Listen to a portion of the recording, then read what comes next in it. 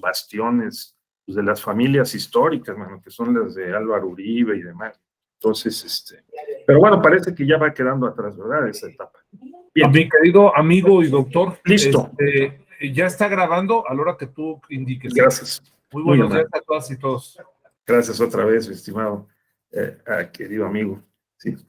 Bien, pues muy buenos días a todas, ¿verdad? A todos, me da mucho gusto saludarles, como siempre, que nos encontremos en los diplomados de la Escuela Judicial Electoral, que tengamos la oportunidad de seguir aprendiendo juntos sobre temas que son de nuestro interés, y en este caso, pues en el diplomado sobre partidos políticos. Creo que este diplomado nos da la oportunidad de tocar uno de los temas más relevantes del derecho constitucional y del derecho electoral, y como ustedes ya lo vienen observando, pues es fácil decir que los partidos están en crisis o que los partidos deben ser sustituidos, pero lo cierto es que los partidos tienen por lo menos 200 años jugando un papel muy importante en la vida política, en la vida pública de las sociedades pues, modernas y contemporáneas. Entonces, vamos a examinar el día de hoy y el día de mañana el tema que corresponde a este módulo. El tema es el de prerrogativas y fiscalización, y he acordado con el maestro Alfonso Vázquez Mollers que él se va a hacer cargo mañana de la parte propiamente de fiscalización. Yo me voy a hacer cargo hoy de la parte de prerrogativas. Entonces vamos a examinar a lo largo del tiempo de que disponemos los elementos con los que los partidos cuentan para poder desarrollar sus actividades. Yo quiero empezar diciéndoles que en esta materia de financiamiento y fiscalización les recomiendo ampliamente el libro que ha publicado hace años y lo ha venido actualizando el doctor Daniel Sobato, que se llama Regulación del Financiamiento Político en América Latina. Al financiamiento de los partidos políticos se le denomina en general financiamiento político, así lo llaman en Europa. En América y en México en particular se le conoce como financiamiento electoral o prerrogativas en el caso muy particular de México, pero quiero destacar que en esa obra del financiamiento, la regulación del financiamiento de los partidos en América Latina, Daniel Sobato, ¿verdad? Y Pablo Gutiérrez, que en su momento jugó un papel también muy importante en la Organización de Estados Americanos y en el gobierno chileno, hizo una muy buena contribución, ¿sí? También les recomiendo este libro de Kevin Casas y Daniel Sobato, ¿sí? Pues se los pongo ahí en el chat.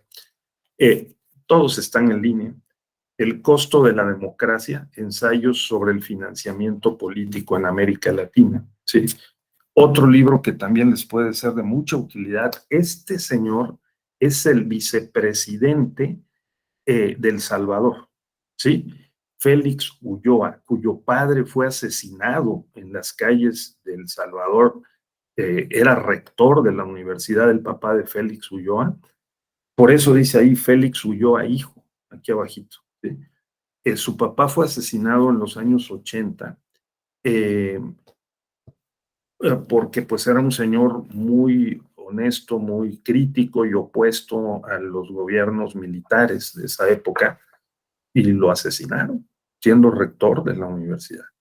Entonces, su hijo creció con este tema y se convirtió en un hombre de izquierdas muy honesto y muy crítico también y propositivo. y lo conocimos en nuestras andanzas como consultores en América Latina, cuando él también era consultor de Idea Internacional y de otras organizaciones, y decidió sumarse a la política y se ha convertido en vicepresidente de El Salvador. Por cierto, estimado Carlos, que lo vi que estaba él invitado y fue en representación del presidente Nayib Bukele a la toma de posesión del presidente ahora Gustavo Petro en Colombia. Entonces, este hombre conoce muy bien el tema político, jurídico, judicial, porque en ese libro él combina las dos facetas y hace notar también pues las experiencias que él tuvo presentando acciones de inconstitucionalidad en El Salvador en contra de diversas resoluciones judiciales. También les recomiendo ¿sí? Este también está en línea, se los voy a poner ahí en el chat. Idea Internacional es el Instituto Internacional para la Democracia y la Asistencia Electoral.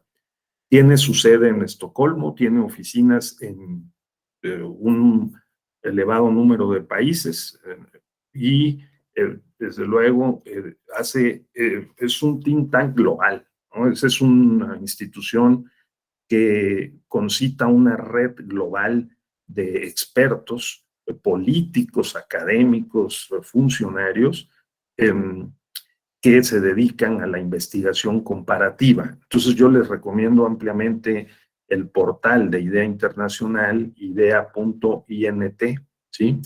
En donde entre otras está este documento, es Manual sobre Financiamiento Político, ¿sí? Este manual está dividido por regiones, así que trae lo que podemos llamar el estado del arte, cómo está la cuestión del financiamiento en todos los continentes de este planeta. ¿Sí? Entonces también se los recomiendo ampliamente.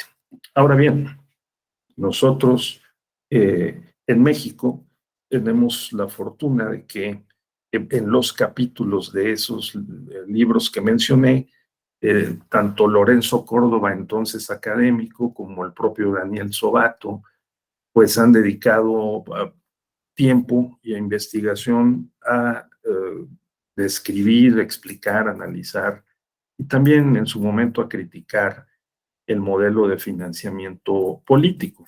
Se llama financiamiento político porque va más allá de lo solo electoral, o sea, no solo se refiere a la campaña electoral, sino el financiamiento político también se dirige a sustentar las actividades ordinarias de los partidos y lo que en México llamamos también actividades específicas, no solo actividades de campaña, ¿sí? Entonces, con esta entrada quiero reiterar pues la bienvenida, que estemos juntos en este módulo y que naveguemos por una presentación que tenemos preparada para tal efecto. Entonces, en el curso de la misma, por supuesto, en el momento que ustedes lo deseen, sean tan amables de hacer comentarios, interrumpir. Será de mi particular interés el que en la parte final de esta sesión le echemos un ojo al anteproyecto de acuerdo de prerrogativas en modalidad de financiamiento público que se está discutiendo en el Instituto Nacional Electoral y del cual la prensa ya ha dado cuenta en días recientes, porque vuelve a incrementar el monto del financiamiento público que se otorgaría a los partidos políticos el año que viene. ¿De acuerdo? Entonces, lo vamos a examinar someramente para que veamos cómo es que los rubros del financiamiento público se distribuyen para los partidos políticos. Bien, entonces vamos a hacer eso. Ahora, permítanme compartir entonces con ustedes este documento. Lo vamos siguiendo. Este mismo es muy probable que vaya a utilizar mañana en la parte de fiscalización el maestro Alfonso Vázquez Moyer. ¿De acuerdo? En este caso le agradezco a nuestro compañero Darío que nos haya compartido también este documento, pues que lo usamos para a Darío Mora, que lo usamos como presentación como guía de la presentación institucional, ¿verdad? Entonces, ya sabemos que el Estado constitucional democrático de derecho, desde mi perspectiva, esta es mi posición, lo venimos reconfigurando desde 1994, es decir, con la refundación de la Suprema Corte de Justicia, en 94 con las acciones de inconstitucionalidad, las controversias constitucionales, 96 con la fundación o refundación del Tribunal Electoral Federal. Venimos reconfigurando el Estado de Derecho en México sobre las líneas normativas, jurídicas, también desde luego doctrinales, legislativas, jurisdiccionales, del llamado Estado constitucional.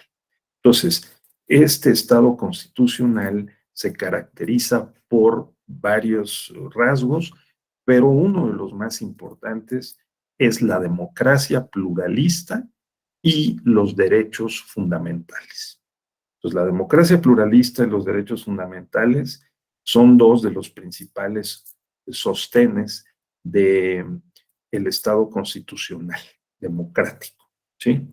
Eso claramente lo venimos reconstruyendo desde 94-96, la historia del IFE-INE y la historia del, por lo menos, TRIFE y TPJF, 90, 94, 96, 2002, se explican solamente en clave del Estado constitucional, porque son órganos constitucionales que tienen como misión la garantía de los derechos humanos constitucionales fundamentales, ¿verdad? Entre esos derechos constitucionales fundamentales están los derechos político-electorales. Entre estos está el derecho a asociación política y desde luego a formar partidos políticos, afiliarse, desafiliarse, etcétera. Estos derechos forman parte del derecho nuclear a la participación política. Se ha convenido y sabemos que, bueno, la forma en que hemos inventado en el mundo moderno, contemporáneo, para poder representar los intereses y gestionar los derechos políticos de los ciudadanos, ciudadanas, en este mundo es a través de partidos políticos. En todos los países con democracias pluralistas o no pluralistas, los países socialistas o comunistas con un solo partido, pues tienen toda la vida sembrada alrededor de un partido, ¿no? Precisamente. Entonces, los partidos políticos son un actor central, una institución que nos encontramos de frente cuando nacemos y sobre todo cuando nos convertimos en ciudadanos, ¿no? Definen nuestra vida pública. Bien, entonces lo que tenemos es a partir de 94, 96 en adelante y con las sucesivas reformas que hemos experimentado en materia electoral y que ustedes ya conocen, particularmente las reformas 2007, 2014 y la reforma que se está discutiendo ahora en México, a los partidos políticos y a las candidaturas independientes. Esto es muy importante, ¿verdad? Nosotros tenemos, para efectos de la justicia electoral, pues el artículo 17 de la Constitución, que establece otro derecho fundamental, que es el derecho a la tutela judicial, que incluye el acceso a la justicia y, por lo tanto, adentro de la vida partidaria y fuera de la vida partidaria, pues hay instancias o mecanismos de garantía de los derechos políticos, electorales de los ciudadanos en la modalidad de militantes de los partidos políticos. Bien, ahora vamos a ver directamente que el artículo 41 de la Constitución, el artículo más extenso de cualquier constitución conocida en el planeta, contiene muchas reglas en torno al tema de cómo sostener a los partidos políticos.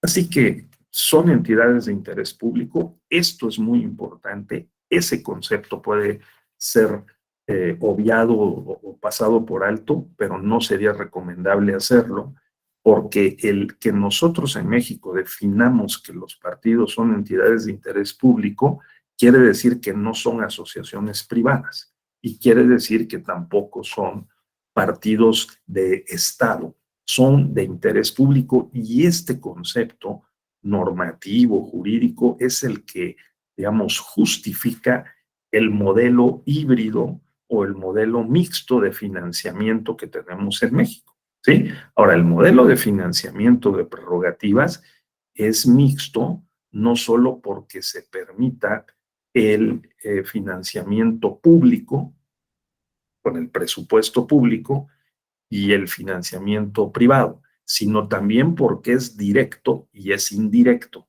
O sea, se puede dar dinero o se puede dar en especie el apoyo a los partidos. Entonces, y a las candidaturas. ¿Ven? Entonces, es el concepto de interés público muy importante, ¿verdad? El artículo 41 establece estas reglas, principios y reglas en torno a los derechos, obligaciones, pero también a las prerrogativas de los partidos políticos, ¿verdad? Entonces, los partidos deben contar, según el artículo 41, de manera equitativa con elementos para llevar a cabo sus actividades. Este artículo 41 establece las reglas, pues, para el financiamiento y también, digamos, directo y también indirecto, o sea, el acceso a la radio y la televisión y las franquicias postales que también son de uso de los partidos políticos, y las reglas cómo se debe distribuir. Un principio muy importante que fue una lucha de los partidos opositores en 1996 y que protagonizó, entre otros, Porfirio Muñoz Ledo, fue que en el financiamiento, en el modelo de financiamiento, deben prevalecer los recursos públicos sobre los de origen privado. Por eso verán ustedes que los partidos políticos y las candidaturas en general pues gozan de un apoyo sobre todo procedente del presupuesto público, o sea, los recursos públicos prevalecen sobre los recursos de origen privado. Este es uno de los temas que está a discusión en nuestros días, porque pues es también natural y justificable que revisemos pues, el modelo de financiamiento para ver cómo ha funcionado, cuáles son sus fortalezas y cuáles son sus debilidades, ¿verdad? Bien, si entramos por el lado de el financiamiento en especie, o sea, el financiamiento indirecto, ¿verdad? Tendremos que ver el acceso a la radio y la televisión. Es de lo más importante.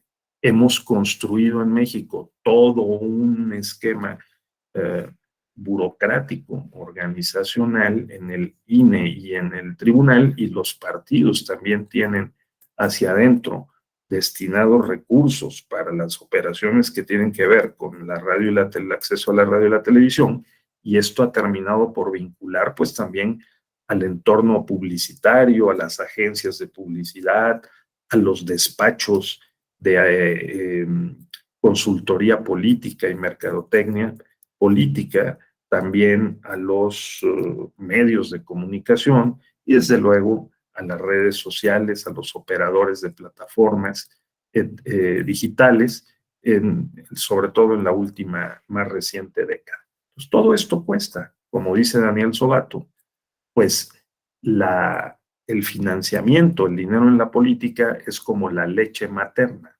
es indispensable y tiene, sin embargo, que tenemos que cuidar que cumpla con sus propósitos.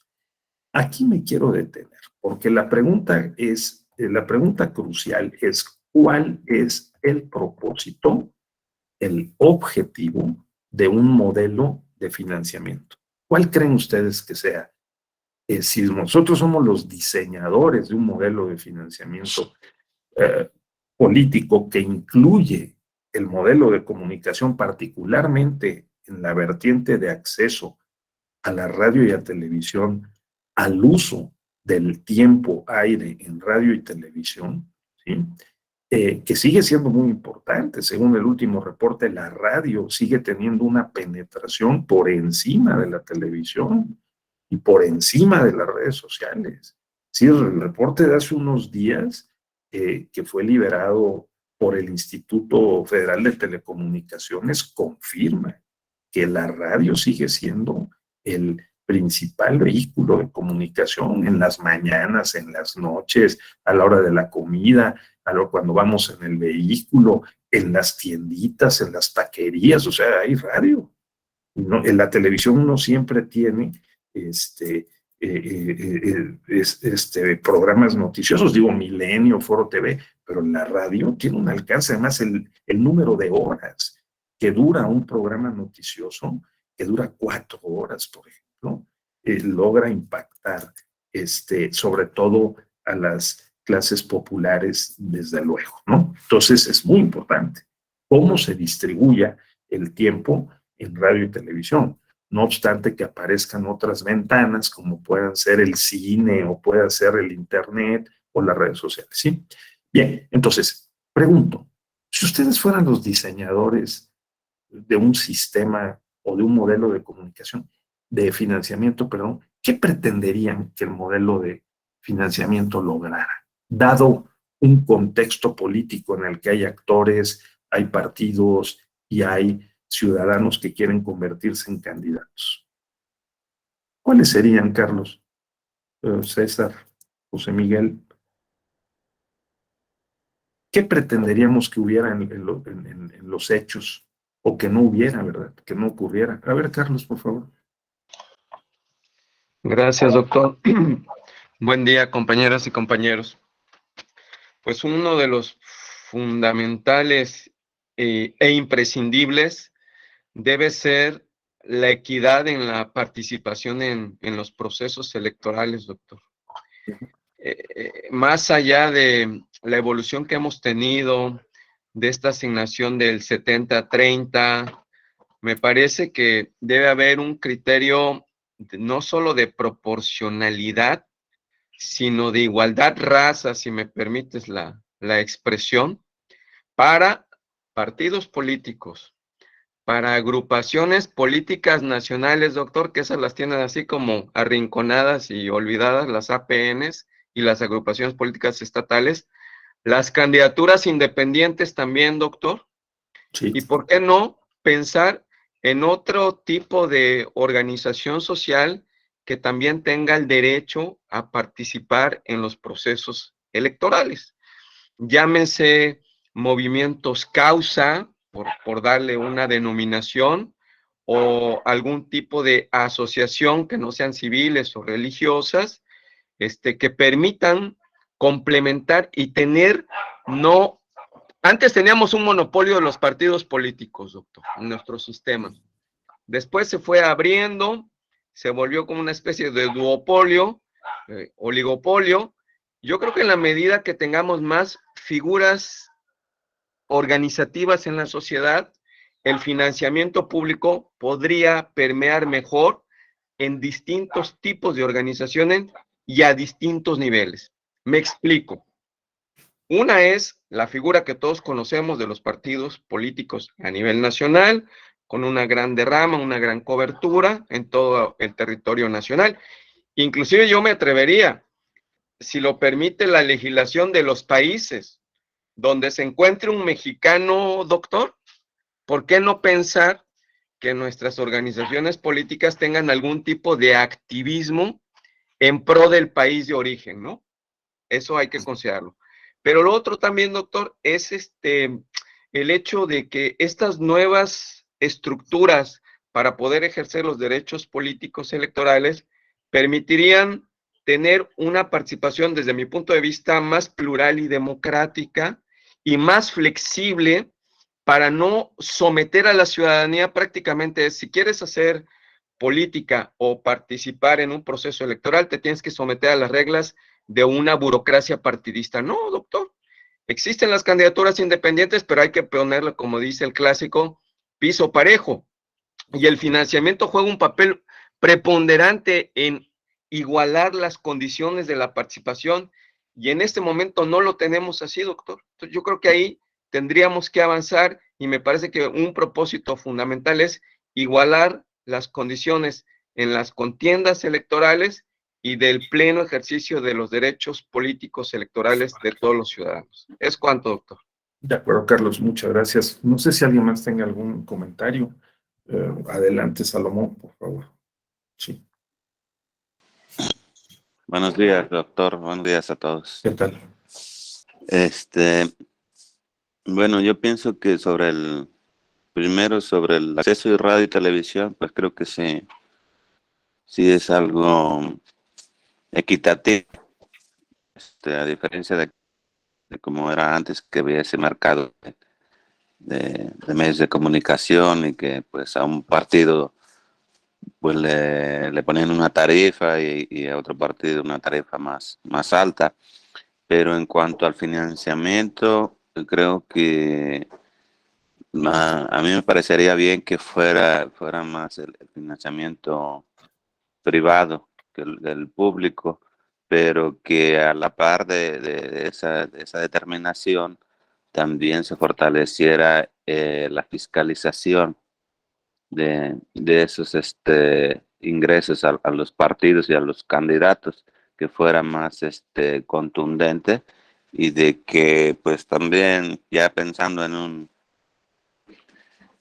un mejor país, que bueno, nuestros órganos de control y de fiscalización de los gobiernos, de los gobernantes, fueran más estrictos. ¿Para qué? Para inhibir estas faltas de ética, esta corrupción que se da. Entonces, creo que ese es el incentivo, ¿no? Para muchos candidatos, el llegar al poder, para poder recuperar todo lo que se invierte en campaña, porque aunque, bueno, está fijado que es mucho menor el financiamiento privado, según sea el cargo, ya sea presidente municipal, gobernador, es el apoyo y el endeudamiento, tal vez que hacen los candidatos, porque saben que van a recibir pues indebidamente esa inversión y mucho más. Entonces también a la par de estas dos cosas sería el cambio de actitud de los ciudadanos, ¿no? Recuerdo que en esas pasadas elecciones,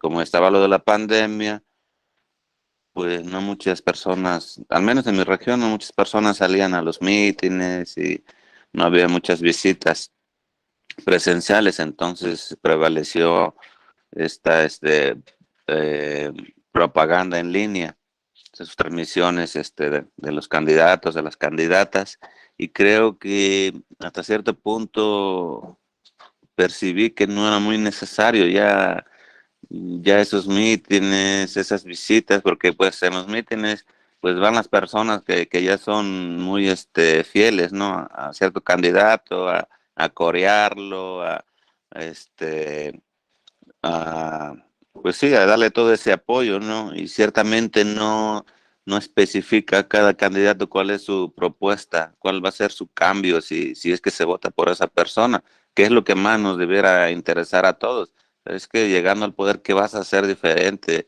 En el caso del municipio, ¿cómo vas a mejorar esos servicios públicos, ¿no? Y creo que esas tres cosas serían para mí las ideales: el cambio de actitud, de conciencia de todos los ciudadanos en cuanto a las dádivas, el, el que fuera más estricto estos entes de gobierno que se dedican al control y a la fiscalización, y que el INE fuera también más, más estricto en la fiscalización. Gracias, doctor. Correcto. Sí, muchas gracias, Salomón. No sé si hay alguien más que quiera dar su punto de vista.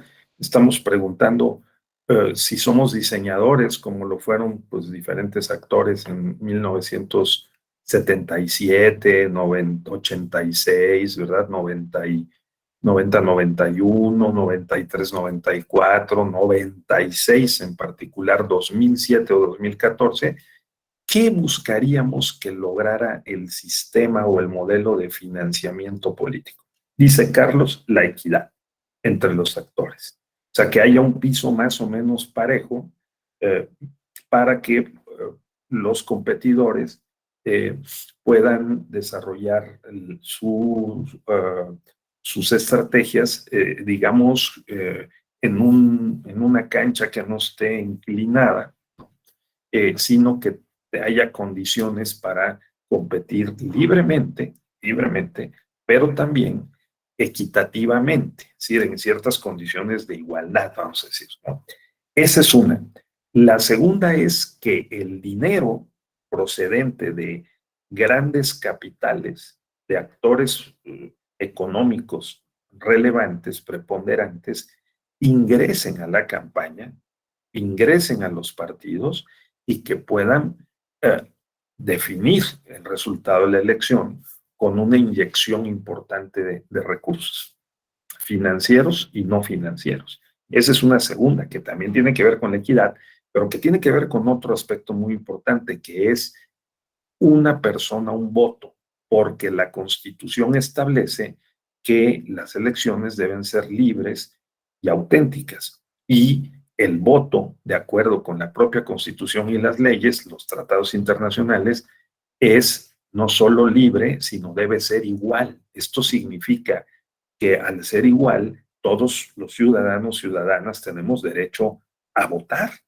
y a escoger a nuestros representantes políticos. Entonces, la intervención de un poder avasallante, económico o político o mediático en las campañas podría impactar en la vulneración del derecho al voto igual y al voto libre, porque lo puede comprar. Entonces, un modelo de financiamiento, de acuerdo con el contexto social histórico del país de que se trate, pues pretende tratar de evitar eso. Un tercer objetivo es que el costo sea razonable. Esta es una decisión de política pública. Esta es una decisión de política pública y es muy importante. Que el costo sea razonable supone que los recursos que se inviertan por la vía del financiamiento público directo, o sea, en dinero, ¿sí?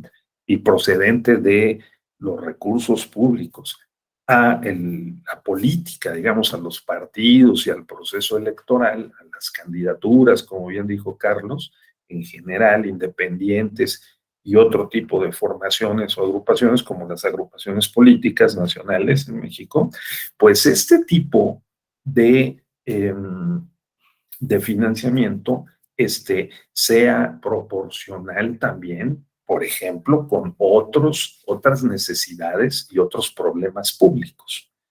O sea, si nosotros vemos la agenda completa de las necesidades del país en 1996 y en 2022, habría que preguntarnos si es justificable que desde una perspectiva de políticas públicas, en la agenda pública y el presupuesto, le dediquemos 6,000 millones de pesos anuales, en términos generales, a los partidos políticos, o que le destinemos 10,000 millones al Instituto Nacional Electoral, o que le dediquemos 2,500 millones al Tribunal Electoral, ¿no? O que sumados todos los organismos electorales del país, todos los OPLE, todos los tribunales electorales locales, federales, más las fiscalías, nos gastemos, dicen algunos, alrededor de unos 40,000 millones de pesos. ¿Sí? Otros dicen que todavía es más, ¿no? Entonces, habrá que ver, porque habrá que contabilizar cuánto cuesta el acceso a la radio y la televisión, porque ese tiempo y aire cuesta, ¿sí? Si nosotros vamos a la radiodifusora o la televisora, nos van a sacar una tarifa y ese tiempo cuesta, y mucho, sobre todo en horarios AAA, la mañana o en la noche, ¿no? Entonces, todo esto hay que considerar en si fuéramos diseñadores o si estuviéramos debatiendo y tuviéramos la oportunidad, pues, hombre, como la tenemos académica, pero si la tuviéramos o la tenemos política de influir en la toma de la decisión, pues tenerlo en cuenta, ¿verdad? Ahora, otro objetivo, ahí voy, Ezequiel, es también la integridad. La integridad, o sea, que esos recursos, como bien dijo nuestro compañero Salomón Gorostieta, se manejen con honestidad o con la suficiente transparencia y rendición de cuentas, ¿no? Porque si no, entonces podemos incurrir, pues, en graves problemas de integridad, como lo hemos visto en diferentes experiencias en México y fuera de México, ¿no? Finalmente, yo pondría sobre la mesa otro propósito, otro objetivo, que es más difícil de cumplir, porque a ver la pregunta, ¿cómo lo cumplimos? Que es el de que no entre en la política y en las campañas el dinero procedente de fuentes ilícitas. Y eso es más complicado. Entonces tenemos 5. Visto de manera global, y desde una reflexión constitucional y convencional también, ¿cómo hacemos que el modelo de financiamiento tenga las características, los rasgos, y esté desarrollado con una normatividad e instituciones que hagan posible que cumplamos por lo menos razonablemente bien, digamos, ¿no? En un parámetro uh, reconocido, aceptable, admisible, ese tipo de propósitos, que dijimos que son por lo menos 5, ¿no? O sea, la equidad en la contienda, la igualdad en el voto con su libertad a que le acompaña, un costo razonable, proporcional al contexto frente a otros problemas públicos, como pueden ser la salud, la educación o la alimentación, y desde luego con integridad y sin que existan, por lo tanto, recursos ilícitos. No es sencillo, ¿no? ¿De qué depende? Depende de muchos factores.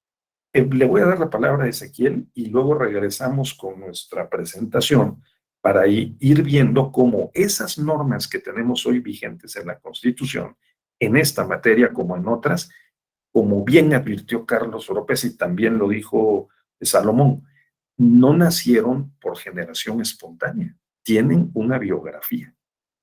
Y esa biografía se da en el contexto de las relaciones sociales y políticas concretas que hemos tenido en México por la evolución del sistema político y constitucional en el siglo XX, por lo menos. Entonces, aquí me detengo para dar la palabra. Adelante, por favor, compañero.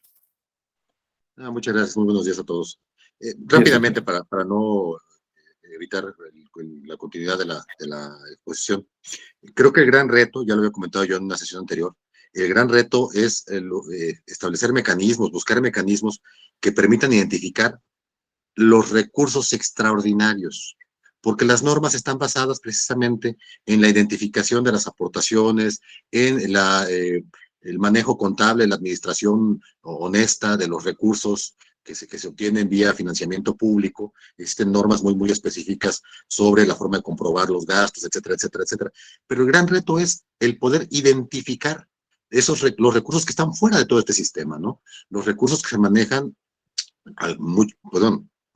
por definición todos serán ilícitos, independientemente de que sean de su origen, todos serían ilícitos por definición, pero identificarlos, porque sabemos que una gran parte de la inequidad en las contiendas precisamente tiene que ver con el manejo de recursos en efectivo, ya sea para la compra de voto, ya sea para la movilización de estructuras, para la adquisición de insumos, de apoyos que se manejan por debajo del agua, bueno, etcétera, ¿no? Recursos que se manejan normalmente en efectivo y de los cuales pues, no queda rastro más que la evidencia de su utilización que tiene uno de muchas maneras, ¿no? Entonces creo que el gran reto es buscar una manera, y sé que es una cuestión muy complicada, ¿no?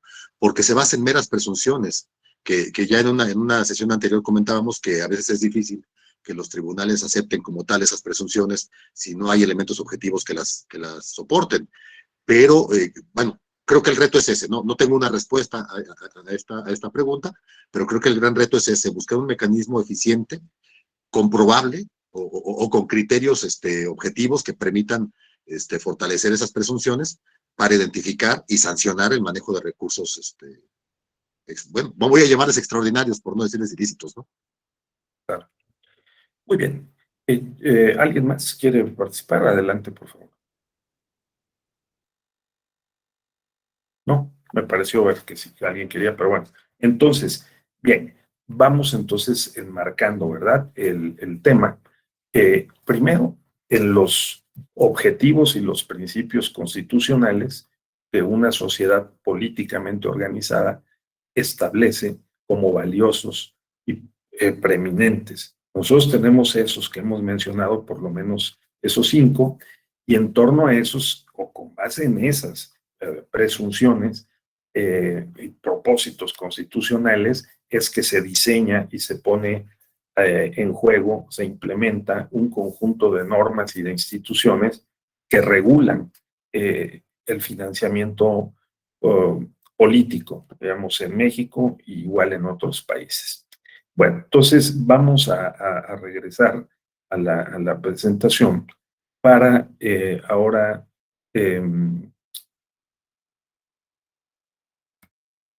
pues comentar que, en efecto, ¿verdad? Como bien se decía, el financiamiento público se divide para actividades ordinarias, ¿no? Para actividades específicas y en los años en que hay campañas electorales para gastos de campaña. También hay otros elementos. Este es el financiamiento público directo. El financiamiento público indirecto incluye básicamente las prerrogativas que los partidos tienen eh, eh, de carácter postal y de carácter telegráfico, incluso, todavía.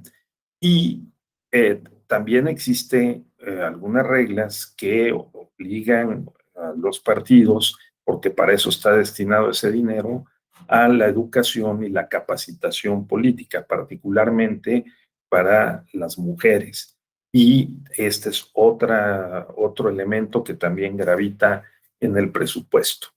Como bien se mencionaba, la forma como se distribuye el financiamiento público directo, o sea, del presupuesto y en dinero, es el 30% de manera igualitaria y el 70% proporcional, de acuerdo con el porcentaje de votos, dice el artículo 41 de la Constitución, que hubieran obtenido en la elección de diputados federales inmediata anterior. ¿De acuerdo? Como veremos como está planteado el acuerdo para 2023, pues lo siguen de una manera ordenada, clara, metodológica, en esos términos establecidos por la Constitución. También, además de ese dinero, del financiamiento público directo, los partidos tienen acceso a radio y televisión de manera permanente. Los candidatos también tienen ese derecho en los términos que establezca la ley y la jurisprudencia. El artículo 41 constitucional le otorga desde 2007 al Instituto Federal Electoral, o INE, la atribución exclusiva de administrar el tiempo en radio y televisión, por lo que aquí se decía. Lo decía muy bien Salomón, antes de 2007, vamos a decir en el periodo entre 96 y 2007, el modelo de comunicación mantenía un mercado libre con base en tarifas que eran negociadas por los partidos políticos primero y después por el Instituto Federal Electoral, y que dejaba muchos aspectos desregulados propiamente al acuerdo político y comercial entre los candidatos, los partidos, las agencias de publicidad, los despachos o consultorías políticas con los medios de comunicación. Esto fue haciendo que creciera un mercado informal en el que un candidato iba a ver al dueño o al líder del mercado de comunicación de una determinada región del país o de una localidad o del país, y le facilitaban el acceso a la radio y la televisión, le otorgaban una tarifa más barata, y entonces los medios, radio y televisión en particular, se fueron haciendo muy poderosos, al punto que llegaron a arrodillar, como lo expresaron los políticos en el año 2007, año de la reforma electoral, a arrodillar a los políticos y a los legisladores. En un sistema, ustedes consideren, en el que 7 familias, 7 grupos radiofónicos y televisivos controlan el mercado del acceso a la radio y la televisión, el que hubiera tarifas que pudieran ser negociadas, un acceso libre a radio y televisión, pues provocaba que el poder se desplazara a estos personajes y a sus representantes. Entonces los políticos se enfrentaron, los legisladores, los representantes políticos y los partidos, a un dilema muy serio, porque después de la elección del 2006, que hubo un conflicto postelectoral muy profundo y complejo, como todos sabemos, en la elección de aquel año, entre el presidente, hoy presidente López Obrador, y Felipe Calderón, pero también participó Roberto Madrazo, el PRI, en fin, pues los medios fueron señalados de haber jugado un papel determinante o muy influyente en el resultado final de la elección. Entonces, uno de los elementos de negociación que fue a dar a la reforma electoral 2007 en materia constitucional, el artículo 41, fue clausurar el mercado de medios. Este artículo 41, ese apartado A que dice el IFE-INE hoy será autoridad única para la administración del tiempo, fue porque se clausuró, ¿de acuerdo?, el mercado de tiempo aire en radio y televisión. ¿Y qué es lo que pasa? El INE es la autoridad que administra ese tiempo y lo distribuye conforme a un plan que le presentan los partidos oportunamente antes de que comience el proceso electoral. También, en el caso de las entidades federativas, el propio Instituto Nacional Electoral administra los tiempos, porque imagínense ustedes qué coordinación, qué esfuerzo de coordinación tan grande se requeriría para que los 32 OPLE y el INE pudiera hacer este trabajo en relación con las 2.500 estaciones de radio que hay en el país, ¿sí? Y eso es complejo, y por lo tanto es el INE el que concentra esta atribución. Ojo con esto. Si alguien quiere ser candidato, no puede ir a la estación de radio y televisión a contratar tiempo aire para su campaña. Significa que sí puede ir, esto es importante, a contratar pues, un programa para discutir los problemas del país. Eso sí, ya casi nadie lo hace, pero eso sí se podría. Pero no para solicitar el voto, para influir en las preferencias electorales de los ciudadanos. Se ha incluso interpretado, me parece que de una manera extrema, este modelo, y se ha clausurado completamente, lo cual ha traído también críticas al propio modelo, porque impide que, digamos, en algunas radiodifusoras públicas, ¿no?, universitarias o del Estado, de los estados, pues proliferen los espacios de diálogo y discusión ciudadana, Carlos. Eso también hay que hacerlo notar, ¿verdad? Y me parece que sí es importante, como se está diciendo en esta sesión, pues avanzar en una nueva reflexión, ¿no?, en una actualización de los términos en que hemos cerrado, digamos, o vuelto más rígido este modelo de comunicación en la modalidad del acceso a la radio y la televisión. Pero me parece que está claro que está prohibido contratar propaganda en radio y televisión dirigida a influir en las preferencias electorales de los ciudadanos, ¿sí? O a favor o en contra de partidos o de candidatos a cargos de elección popular. Eso no quiere decir que no podamos, como lo hay, ¿verdad?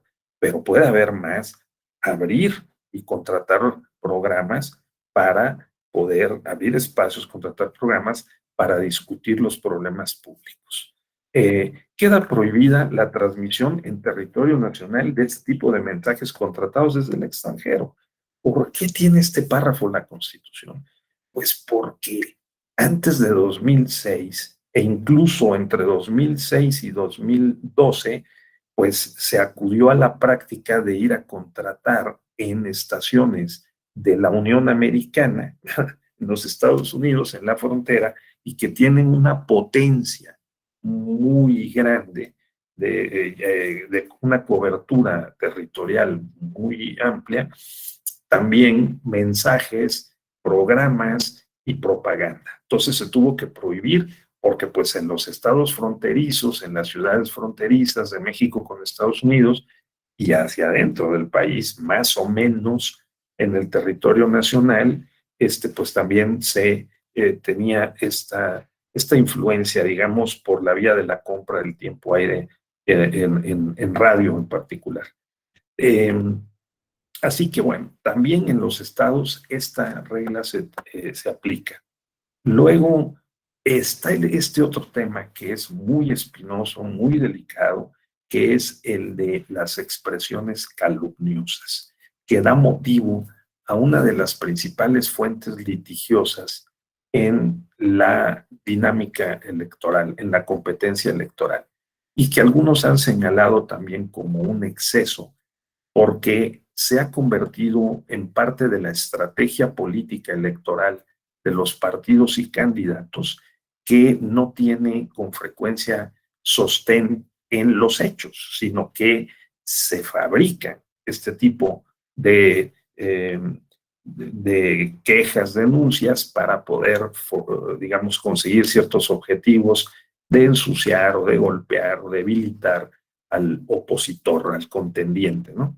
Al mismo tiempo de que pues reina una tremenda subjetividad. Es difícil establecer un estándar probatorio, ¿no?, para poder determinar qué expresiones sí y cuáles no serían calumniosas. Entonces, pues tanto el INE, la Comisión de Quejas y Denuncias, como la Sala Regional Especializada del Tribunal, la propia Sala Superior, los estados de la República, los tribunales electorales locales, pues se enfrentan a esta problemática y consume además mucho tiempo. Hay que hacer notar que este problema de estar resolviendo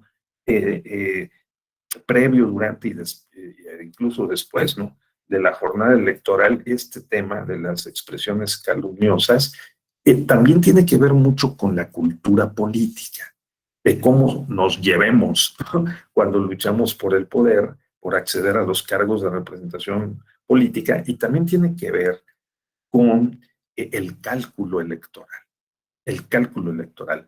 Hoy los despachos de consultoría política electoral y que despliegan estrategias de mercadotecnia electoral tienen perfectamente contabilizado, tanto política como económicamente, cuánto va a costar un ataque calumnioso, ¿no?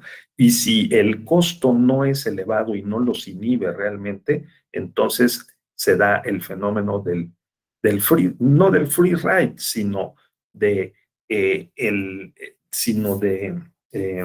la mejor opción. La mejor opción es vamos a calumniar que algo queda, y cuando nos bajen el spot, la propaganda, lo haga la Comisión de Quejas, denuncias del INE con una medida cautelar, o lo haga al final de cuentas la sala regional o la sala superior, ya habrá pasado varios días, el suficiente tiempo, y habrá generado el impacto. Este es uno de los principales problemas que tenemos, ¿no? Porque sí hay que aclarar que en una campaña los segundos y los minutos son muy valiosos para efecto de ganar o de perder. Por ejemplo, Carlos, en la segunda vuelta, un momento clave en la elección presidencial en Colombia, según pude leer un artículo publicado en el periódico El País por parte del consultor principal de Gustavo Petro fue en el momento en el que Petro no quiso acudir a el debate, perdón, su opositor, sí, no quiso acudir al debate. Rodolfo Hernández. Rodolfo Hernández se negó a acudir al debate y dijo una expresión descalificadora de la democracia. Dijo, no sirve para nada, ¿no? Y entonces descalificó el valor del debate en la democracia. En ese momento, dice el consultor, escribió el consultor de Gustavo Petro, le habló por teléfono y le dijo, ya ganamos. ¿Sí? O sea, vean ustedes, porque además las redes sociales, la radio, todo el sistema de comunicación política fue aprovechado por los operadores de Gustavo Petro para poder magnificar, pues lo escuchamos nosotros a kilómetros de distancia, no va a ir al segundo debate, y además descalificó el valor del debate para la democracia. No, bueno, no. Una mayoría joven o un grupo importante de jóvenes en Colombia, Carlos, en ese momento decidió, si tenía alguna duda, decidió su voto. Y creo que fue 1 millón de votos, ¿no? La diferencia entre el primero y segundo lugar. Entonces, la segunda vuelta, pues fue más que suficiente, ¿no? Entonces, en el caso de Colombia, es muy importante, ¿de acuerdo? En términos de el financiamiento político en la modalidad de acceso a radio y televisión, las expresiones calumniosas más allá de la letra de la Constitución y de la ley. Hay que verlo con un enfoque politológico y de mercadotecnia política, ¿de acuerdo? Y de comunicación. Si no lo vemos así, entonces no le vamos a entender. Es muy importante, por lo que yo he estado mencionando ahora.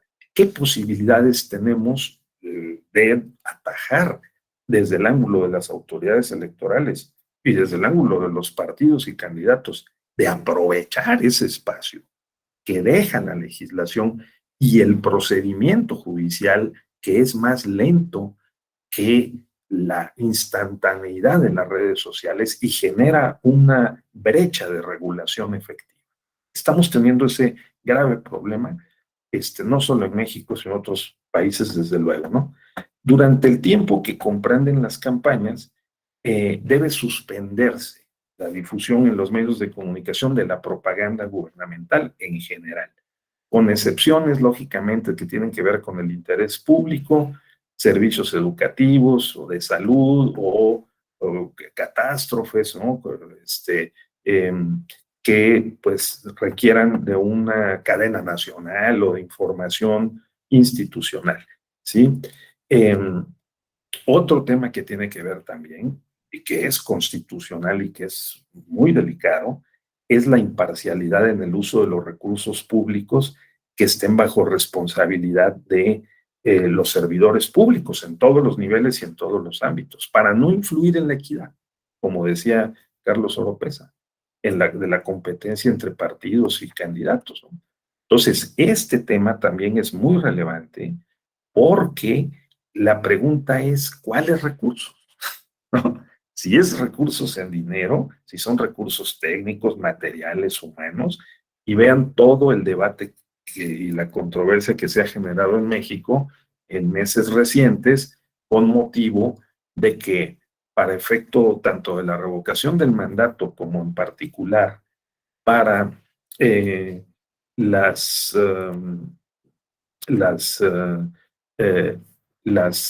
elecciones que tuvieron lugar, bueno, en 2020, 2021, ¿verdad? Los ejercicios electorales de este año, el ejercicio de revocación en particular, pues hubo toda una discusión y controversias en torno a si habían o no los servidores públicos,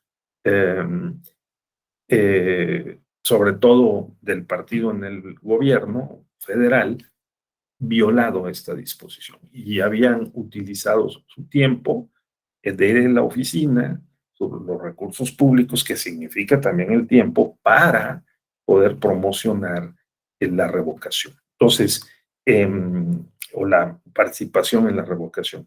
Luego, entonces, aquí hay otro tema que es muy importante y que no lo podemos detallar, pero lo dejamos ahí apuntado, porque está también la propuesta que ha presentado. De hecho, hay una reforma legal, ¿verdad? En el sentido de que no debe ser contabilizado como parte de los recursos públicos y afectada por esta prohibición si somos servidores públicos o alguien es servidor o servidora pública y de su dinero, se paga un boleto de avión o de su dinero compra, ¿verdad?, algún tipo de utilitario y lo reparte, o de su dinero, con sus recursos, acude a un evento político electoral. Entonces, ahí habría que ver caso a caso y los criterios que se establecieran o que se establezcan, pues deberían tomar en cuenta este principio de la equidad. La equidad, que pues también es un concepto huidizo, ¿no? Que tiene por lo menos varios alcances y significados. Los tengámoslo en cuenta, por favor. Luego, entonces, el artículo 134 constitucional bloquea la posibilidad de que uno de los actores más importantes, que son los gobiernos, rompan precisamente las condiciones de equidad en la contienda, ¿no? Por eso es que se establece que todo órgano que maneje recursos públicos, diría yo, ¿verdad? Tiene que ejercer, o sea, usar la propaganda con carácter institucional. O sea, hay una propaganda de tipo institucional, ¿sí? Con fines informativos, educativos, orientación social. Pero aquí viene otro asunto. Nos ha costado mucho trabajo en México y en América Latina detener. En ningún caso esta propaganda deberá incluir nombres, imágenes, voces o símbolos que impliquen promoción personalizada de cualquier servidor público. Nuevamente, las llamadas corcholatas, aspirantes, ¿no?, a una candidatura, no necesariamente a la presidencia de la República, cualquier candidatura, si acuden a estos actos partidarios o actos públicos y lo hacen en su tiempo de oficina, lo hacen usando recursos públicos, podrían estar violentando, usan propaganda, ¿verdad?, a través de sus instrumentos que contraten o que tengan a disposición, pues también podrían incurrir en una violación a los principios constitucionales. Vean ustedes hasta dónde hemos llegado extendiendo la justificación de del modo honesto de vivir, ¿no?, a que no es un modo honesto de vivir si conscientemente, deliberadamente se está haciendo de manera encubierta promoción personalizada y se está acudiendo a estos actos, ¿sí?, para posicionarse en el mercado político electoral. Entonces, otra que dejo ahí sobre la mesa, porque pues hemos tenido que estirar el ámbito material de validez de un artículo de la Constitución. Dice, para ser ciudadano mexicano se requiere, el artículo 32, pues haber nacido de padres mexicanos, ser mexicano, y es decir, no, tener 18 años, ¿no?, para ser ciudadano, y tener un modo honesto de vivir. Dice la Sala Superior, ¿qué me queda?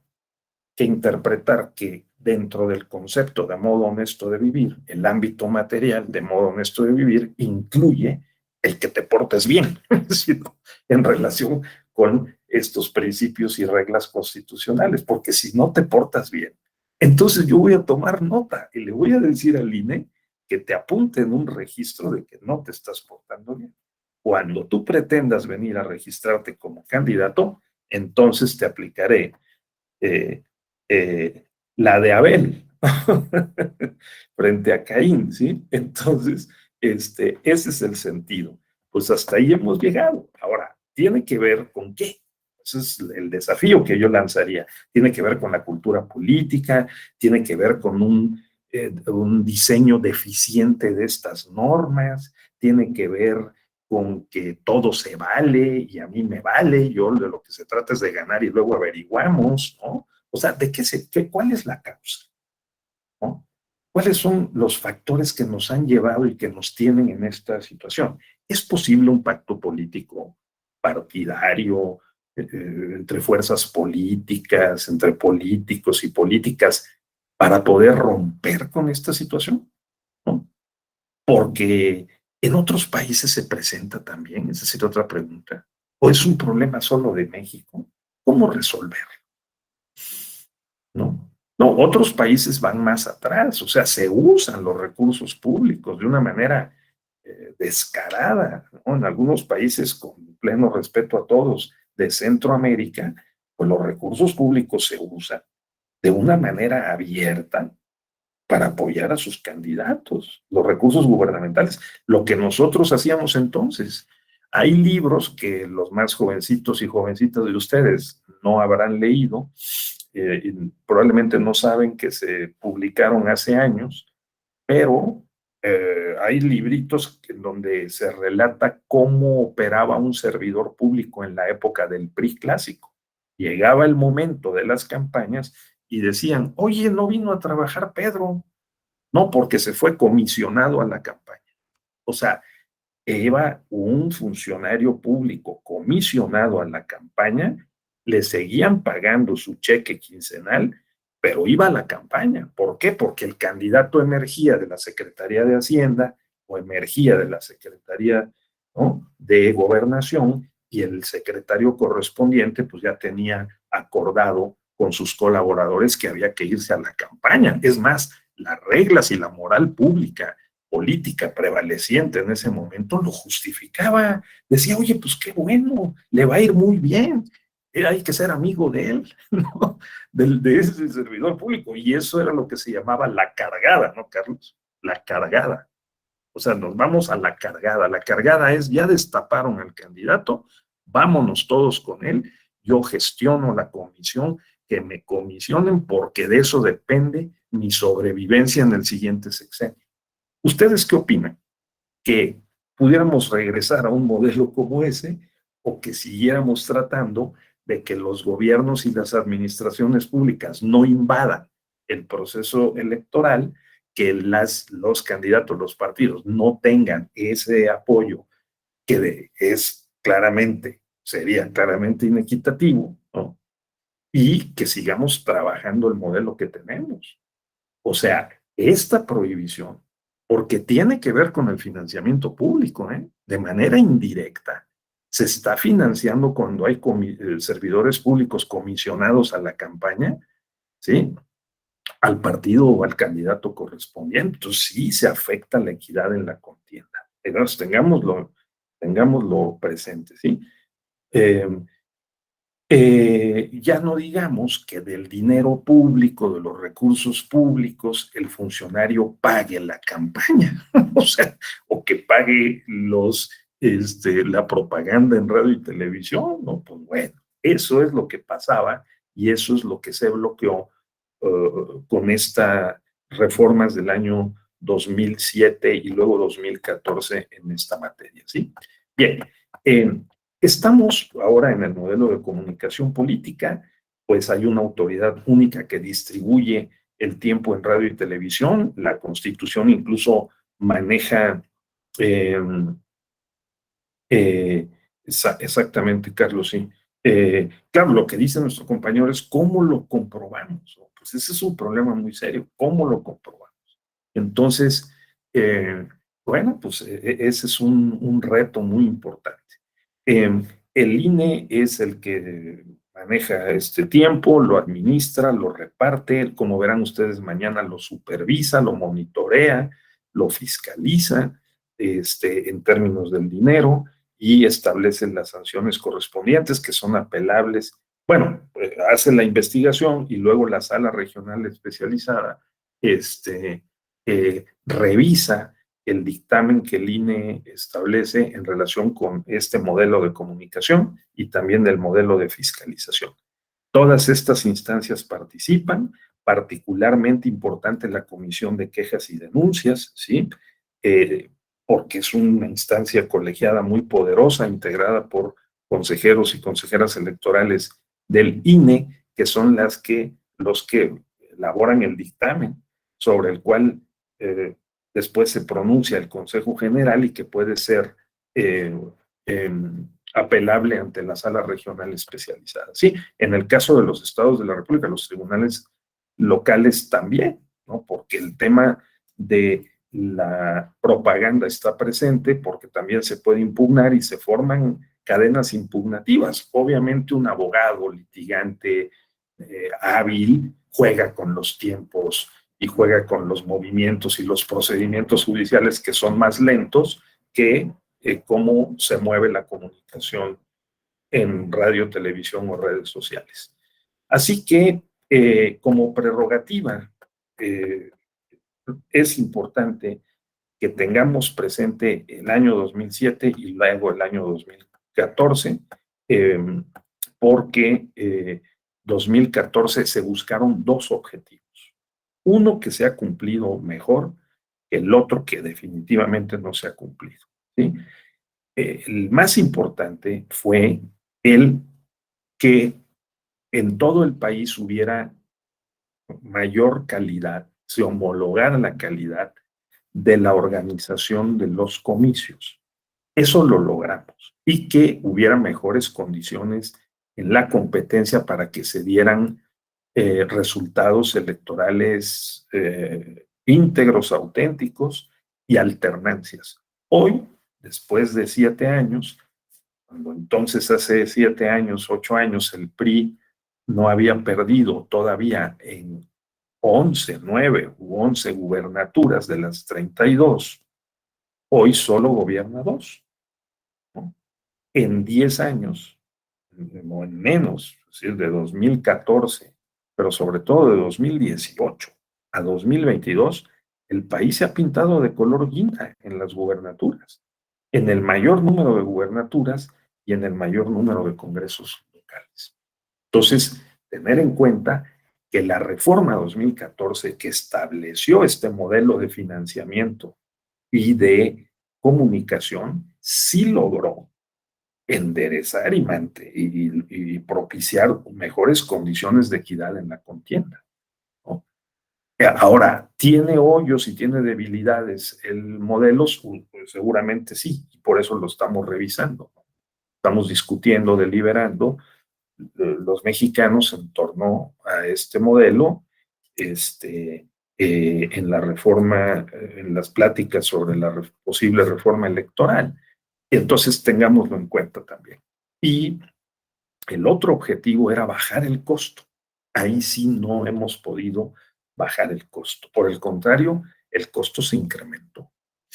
Esto lo advirtió, apenas se aprobó la reforma, el doctor César Astudillo, porque en un artículo transitorio de la reforma 2014 se estableció algo que ha sido la clave para que este financiamiento prácticamente se duplique, se haya duplicado a los partidos políticos. ¿Consistente en qué? En que los partidos políticos nacionales que cuenten con registro estatal también pueden recibir un financiamiento político adicional, ¿sí?, para las campañas en el ámbito estatal, con lo cual en el año en que tiene lugar la elección local, el partido político nacional recibe una cantidad de dinero adicional, como vamos a ver más adelante.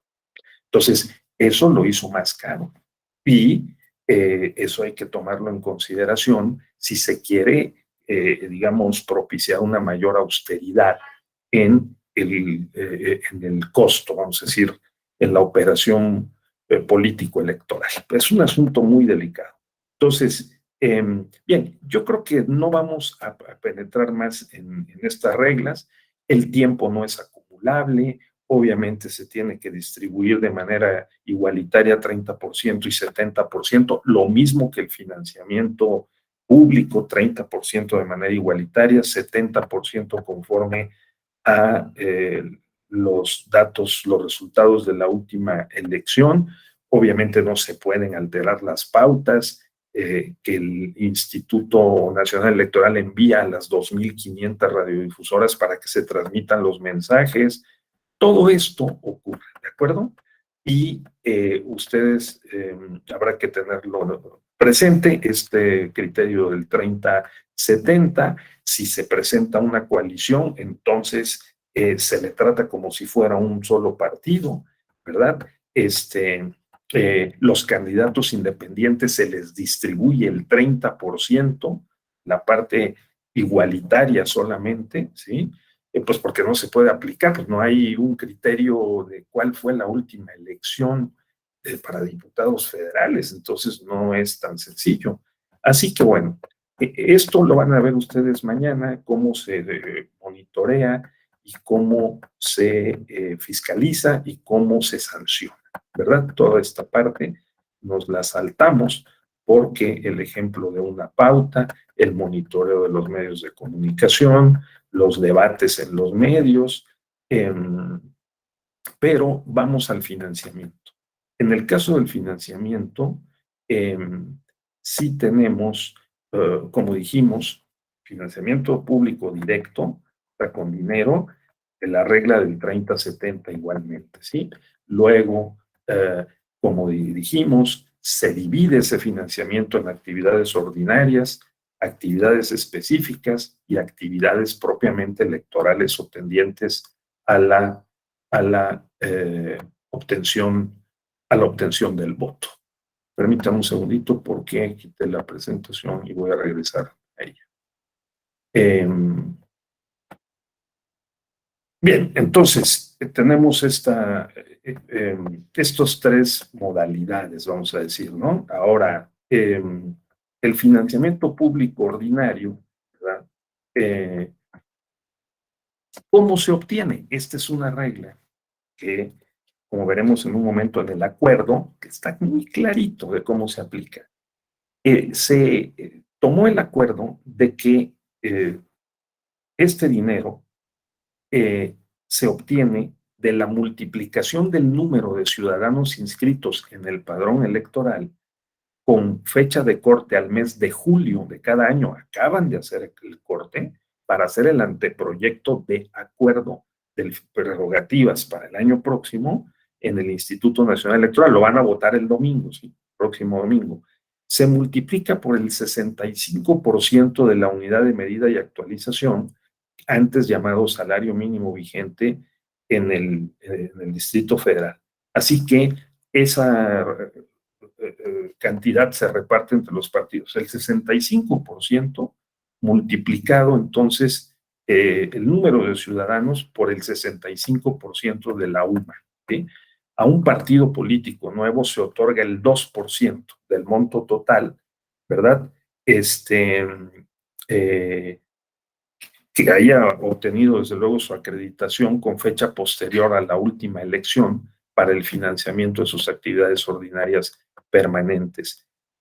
Luego, para la obtención del voto, fíjense ustedes, si fuera el año que viene, el año de la elección, que no lo va a hacer, lo va a hacer hasta el año 2024, a las cantidades que vamos a ver en un rato más, se le agrega el 50%. O sea, es un dinero bastante importante, un monto elevado, porque en el año electoral se refuerza el presupuesto de los partidos, ¿sí?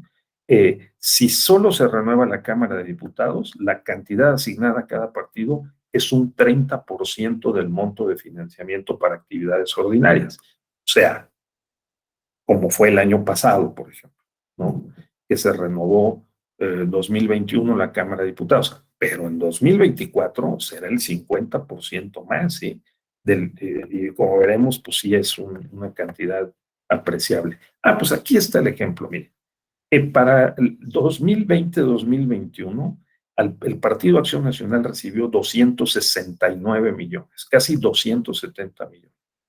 El PRI recibió 254, el PRD 124, muy apreciable, ¿no? El Partido del Trabajo 108, Verde Ecologista 118, MC 114, Morena 490. El PES 31, Redes Sociales Progresistas 31 y Fuerza Social por México 31. 1,575 millones. ¿De acuerdo? Ahora, dejo aquí apuntado al margen que Morena ha propuesto, es una iniciativa, la devolución de las prerrogativas consideradas por este partido excesivas y desproporcionadas. Y hay un debate, hasta el momento no está claro, pues no se ha aceptado propiamente que esas prerrogativas puedan ser devueltas.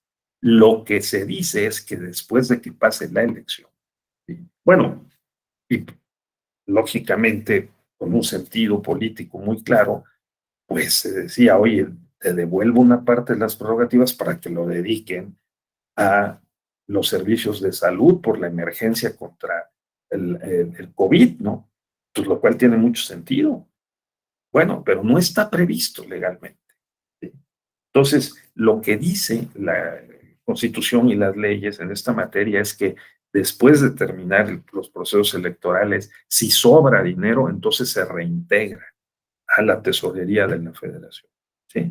Entonces, tenemos ahí esta discusión también pendiente en esta materia y por eso también Morena propone la reducción del presupuesto, pues, del financiamiento público ordinario a los partidos. Dice, oye, se han creado grandes burocracias, se gastan el dinero de una manera magnánime y entonces eso hay que repensarlo, rediseñarlo y ver cómo queda este criterio y este monto, ¿verdad? Para actividades, aquellas eran para actividades ordinarias, ¿no? Para actividades específicas, que tienen que ver con con eh, la publicación, la promoción, la edición de obras, también hay otras cantidades que están ahí apuntadas, ¿sí? El 30% y el 70% aplica el criterio y hay otro monto muy importante de recursos que se distribuye entre los partidos, adicional, ¿eh? O sea, Morena en aquel caso tenía 490, hay que sumarle 50 millones por actividades específicas, son 540, oigan, es importante. Aquí está el acuerdo eh, para 2022, el monto del financiamiento público, ¿verdad? Para actividades ordinarias se destinaron 5,543 millones. Para actividades específicas, 166. Franquicias postales, 110. Y franquicia telegráfica, imagínense ustedes, 693,000 pesos, da un total de 5,800 millones de pesos. Alguien puede decir así en primera instancia, oye, eso es una desproporción, es demasiado. Habría que ver. Todavía hay algunos elementos que considerar, ¿no? Por ejemplo, ¿qué tanto del presupuesto público federal significa este dinero? Y si le sumamos los costos de las instituciones, de todos los soples, del INE y de todos los tribunales y el Tribunal Electoral Federal y de las fiscalías, todo ese dinero junto, ¿cuánto representa respecto del presupuesto federal anual? No representa, vayan, ni en siquiera el 1%. Representa el 0,5, 0,6% del presupuesto federal. ¿Qué harían ustedes como diseñadores, como actores políticos o como asesores si tuvieran que recomendar una medida en esta materia? ¿Dirían, dejémoslo así? ¿O dirían, no, hay que reducir el financiamiento ordinario? O como decía Carlos, sí, pero que sea igual para todos. O sea, no 70-30, sino 50-50 para todos. Pero también alguien podría decir, oye, no, pero eso tampoco sería equitativo y proporcional porque no tomaría en cuenta la fuerza electoral, ¿no? Entonces, ¿cómo lo arreglamos? Es lo que está en juego, digamos, porque hay pues algunos sectores que cuestionan el costo aparentemente excesivo de las campañas y del voto, digamos, en México, ¿no? ¿Cuánto cuesta un voto? Porque aparte hay un nivel de abstención que es respetable. El padrón electoral tiene hasta el día 31 de julio 94,5 millones, casi nos estamos acercando a los 95 millones de votantes. Si en promedio vota entre el 45 y el 50%, vamos a decir, estamos hablando de que vota el 46 millones, 47 millones de mexicanos, son muchos, pero no son todos, es el 50%.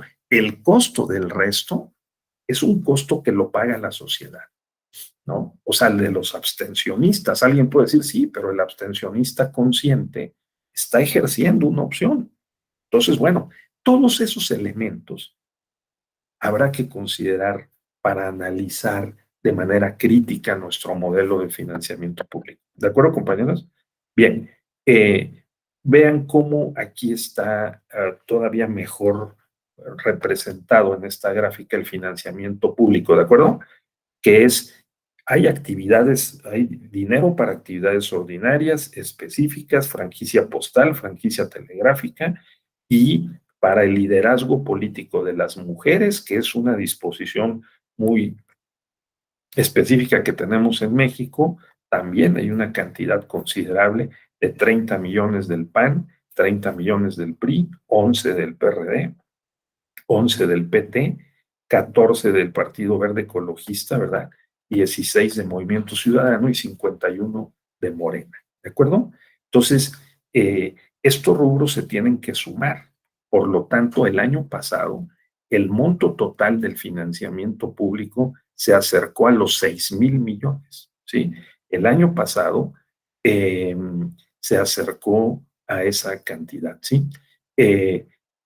Es para este año, estos rubros, dado que creció el padrón electoral para el año próximo, va a aumentar todavía más, va a aumentar según lo que hasta ahora tenemos registrado hasta un 7% más, de tal suerte que se va a extender el proyecto, así está, y es muy probable que se apruebe el próximo domingo, se va a extender a 6,233 millones de pesos. ¿De acuerdo? O sea, va a pasar de poco menos de 5,900 millones a 6,233 millones. ¿De acuerdo? Un impacto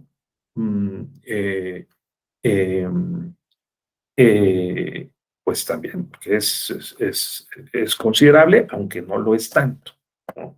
El porcentaje de votación nacional emitida desde luego se registra porque este porcentaje es el que sirve para poder hacer el cálculo de cuál va a ser el monto sobre el cual se va a calcular el financiamiento público y su distribución. ¿Sí? Entonces, tengamos en cuenta otra vez que lógicamente hay financiamiento para actividades ordinarias, hay que pagar la luz, el agua, la renta, ¿sí?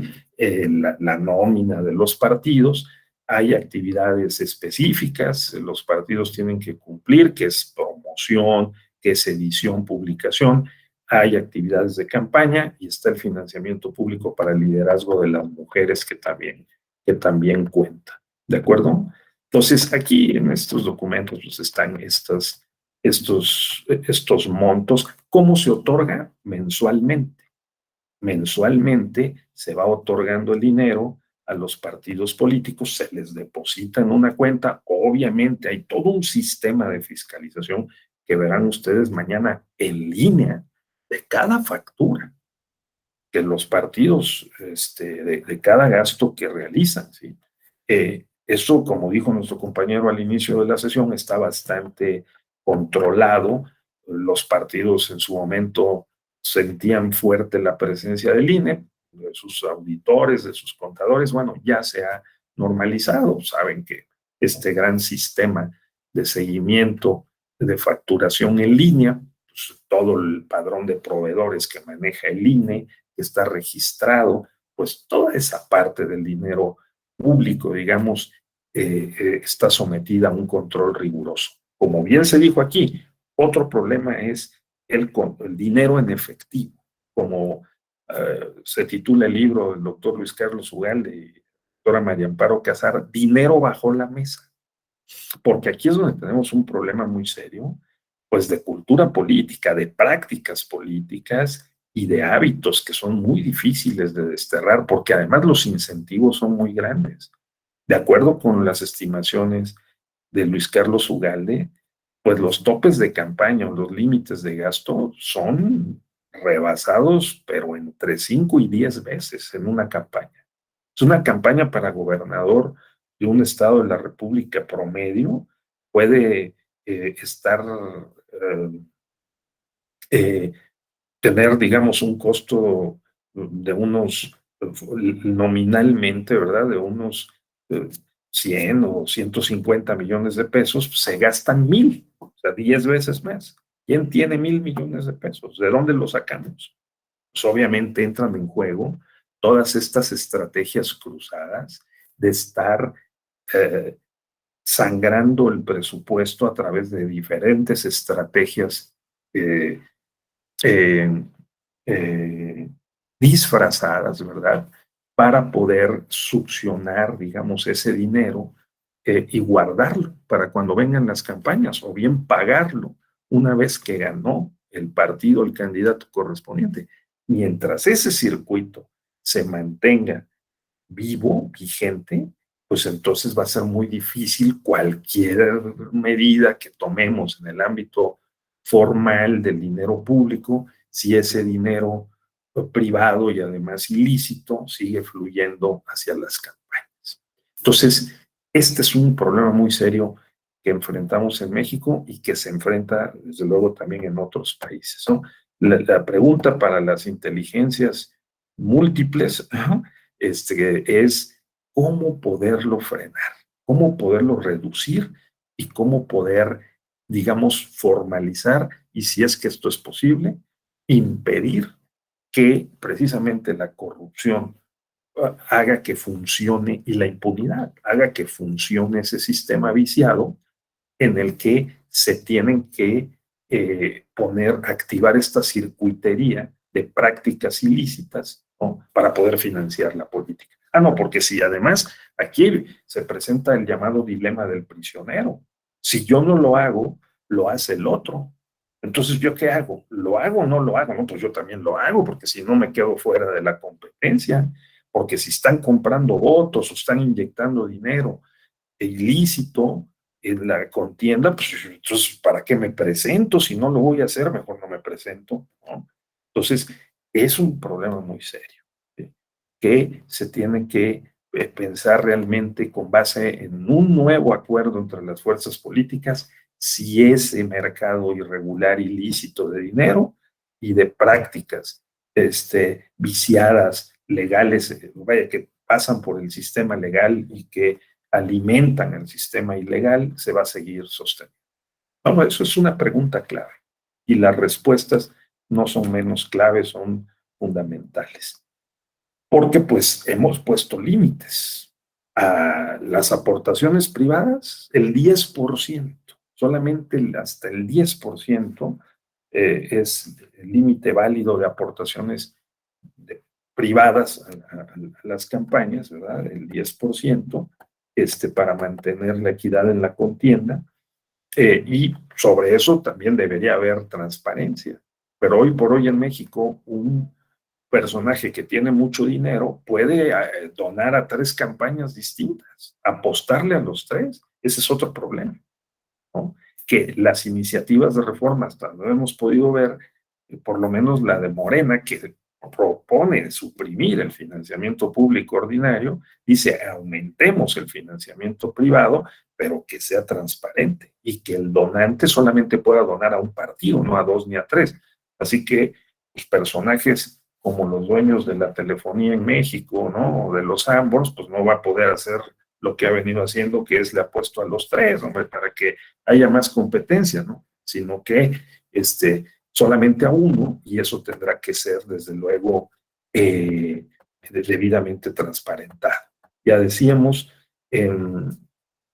que eso es, estas son las reglas que tenemos, ¿no?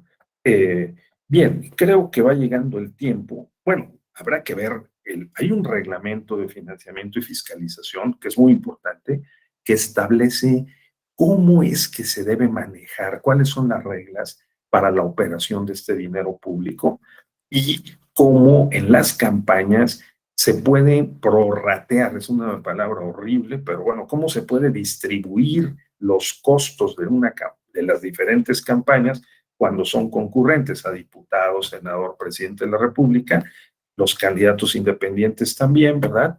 De tal suerte que haya claridad en la contabilidad, ¿sí? Entonces, ya dijimos, los candidatos pueden recibir hasta el 10% del financiamiento público para la campaña en forma de aportaciones privadas.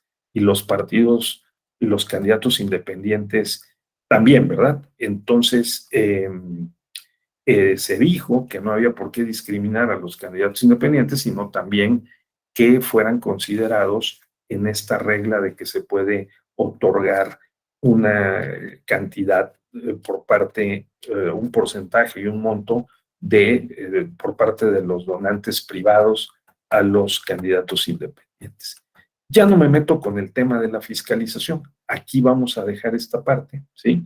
Pero sí vamos a echarle un ojo en unos 5 minutos, nada más rápidamente, antes de ceder la palabra, a cómo viene o cómo está este proyecto, para que además veamos, pues, cómo es que se construye el acuerdo de distribución de las prerrogativas. Vean ustedes, este es el anteproyecto, ¿sí?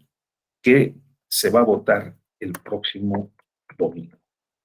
Entonces, ¿cuánto trae?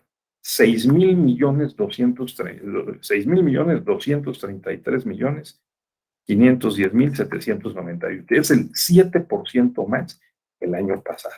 ¿De acuerdo? ¿Por qué? Porque aumentó el padrón electoral y porque, pues, lógicamente, pues, aumenta el monto a repartir.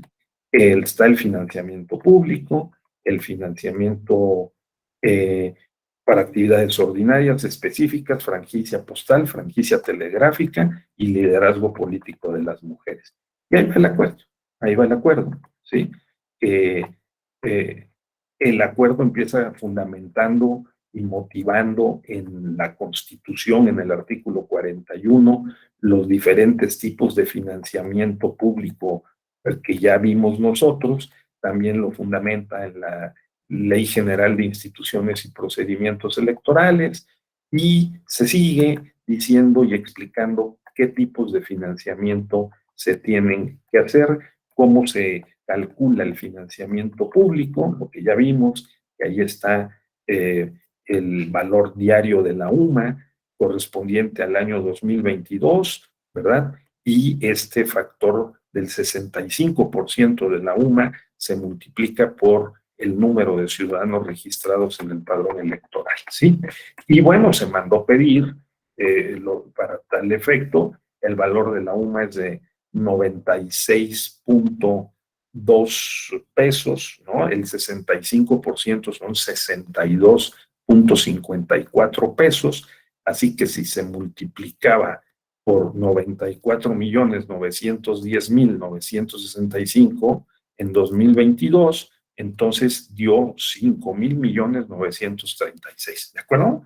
Para actividades ordinarias permanentes, ¿eh? Entonces, y se distribuye igualitariamente 30% y 70% de manera proporcional. Aquí viene cuánto le toca, por lo tanto, a cada partido. Es, volvemos a decir, una cantidad importante. Entonces, este documento, obviamente, una vez que se apruebe, pues se puede, estará publicado en el Diario Oficial de la Federación. Y es un documento muy ordenado, muy bien hecho, pues tenemos ya mucha experiencia en cómo se construye este documento, ¿de acuerdo? Entonces, creo que con eso es suficiente para poder pasar ya a cerrar nuestra sesión. Bien, otra vez, depende cómo enmarquemos el estudio de un fenómeno, encontraremos premisas y respuestas para resolver los problemas que ofrece. Si nosotros enmarcamos el estudio del sistema de prerrogativas a los partidos y su fiscalización de una manera formal, constitucional, legal, lo veremos en una de sus partes. Podemos evaluar si funciona o no funciona. Podemos decir que en México funciona, como dijo Carlos, ¿no? Como dijo Salomón, pero si lo enmarcamos de otra manera y decimos, oye, espérame, aun cuando funcione, espérame un momento, ¿por qué sostener 70-30? ¿Ustedes estarían de acuerdo en competir con esta regla de que el 30% de ese dinero público se reparta de manera igualitaria y 70% proporcional? ¿Sí o no? Carlos dijo que no, ya lo dijo hace un rato, también algún otro compañero dijo que no.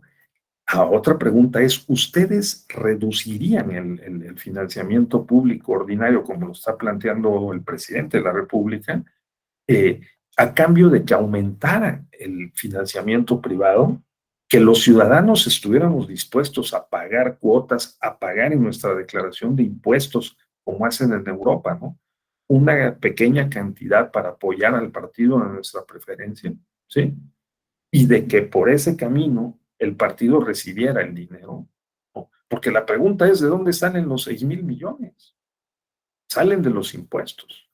También se pueden llamar derechos o aprovechamientos, puede salir de Pemex o de la Comisión Federal de Electricidad, si es que los de Iberdrola dejan algo, ¿no?